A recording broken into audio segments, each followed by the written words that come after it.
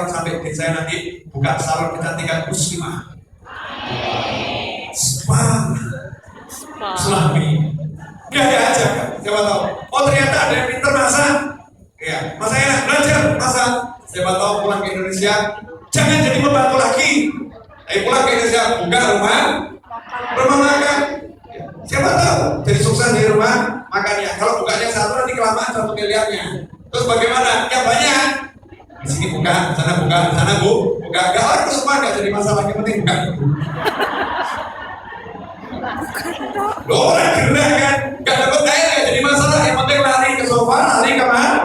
Marwah itu bukan sekali lari dapat, lari ke sana gak dapat, ke sana gak dapat, balik ke tempat yang sama, gak dapat, pergi ke tempat yang sama, gak dapat. Ternyata lokasinya bukan di sofa, bukan di marwah, di kaki Nabi Ismail. Oh siapa tahu rezekinya bukan di warung, yang penting buka dulu. Siapa tahu rezekinya yang beli warung, rezekinya yang jajan kan siapa tak?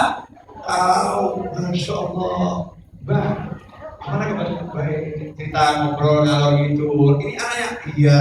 Dan bapaknya mana? Udah diambil orang. Lu siapa tak? Tahu kan? Akhirnya terjadi hubungan, ya kan? Kenal? Ternyata itu yang parkir naik mobil, rumahnya itu megah, mewah, ditawari sana sini gak cocok. Kok cocoknya sama jenengan? Biasanya gumul gitu ya. Ono nih ya, wis cocok beda ini apa misal begitu ternyata jadi jodohnya ternyata 1 miliarnya lewat nikah lagi bukan lewat buka warung.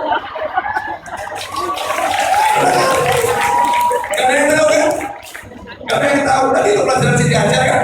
Ternyata bukan di sofa, bukan di marwah tapi di kaki Nabi Ismail. Yang penting berani lari. Dan sekarang kakak mikir kok piye musuhnya terus gimana nasibku dan lain sebagainya. Paham?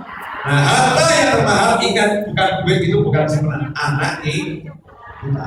Makanya sekarang program anaknya mau jadi apa? Satu, jadikan orang baik. Ustadz belum tentu baik.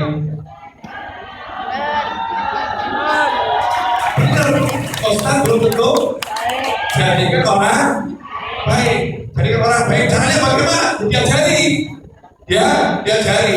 Saya didik anak saya. Setiap pergi ke Indomaret Alfamart mau beli makanan, syarat nomor 1 cari tanda halalnya. Kalau nggak ada tanda halalnya, nggak boleh. Jadi kecil. Sehingga sekarang kalau beli permen itu yang dicari tanda halalnya dulu. Bapak ibunya udah lupa, udah gede kan? Udah lupa peringatan tanda halal. Itu anak yang ingatkan. Loh ini nggak ada tanda halalnya loh Bu ya. Nggak ada tanda halalnya. Saya pernah beli coklat Nutella gitu kan. Ini enak tuh Nutella. Mana saya ngomong, ini nggak ada tanda halalnya loh ya. Pusing saya jawabnya. Jawabnya pusing. Dan untung bapaknya pinter. Pinter sama anak itu jangan jujur banget. Nah, artinya kalau merokok, jangan ngaku sama anak bapakku merokok, jangan begitu kan jadi contoh ya enggak? Baik, akhirnya saya cari di Google, terus saya temukan ini loh di Malaysia memang sengaja tidak dikasih tanda halal, tapi ini tidak haram, tapi belum thayyib. Kenapa? Karena bisa membahayakan kesehatan, makanya tidak dikasih tanda halal. Jadi bapak kan untuk pengen sesekali kan nggak apa-apa. Pintar. Tapi ini tidak haram, ini kan tidak haram. Ini ada dalilnya. Kalau udah ada begini boleh, kalau yang nggak ada sama sekali jangan loh ya.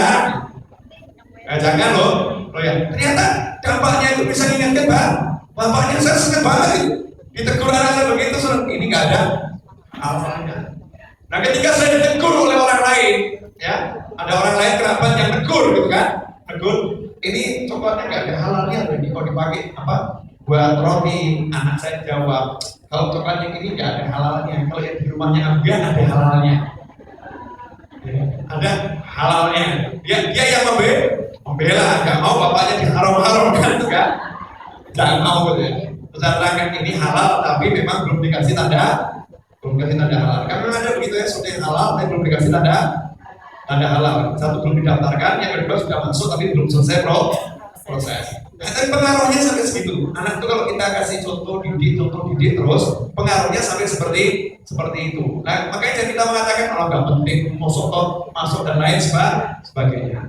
Nah, anak tadi jangan diiming-iming sama dunia. Selalu iming-iming akhirat. Selalu iming-iming akhirat. Saya biasakan ngomong sama anak saya itu, ini dimarah Allah.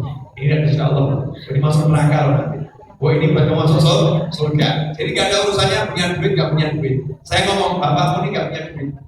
Bapakmu gak punya pekerjaan. Itu aku yang punya mobil, jadi punya gedung roboh ini. Nah, ini bisa ngasih makan orang banyak. Bukan duitnya Ambia, dikasih sama Allah. Ambia baik, dikasih sama Allah. Padahal juga nabi. Cuman masa ngomong bapakmu ngewek, itu kan ya gak mungkin tuh.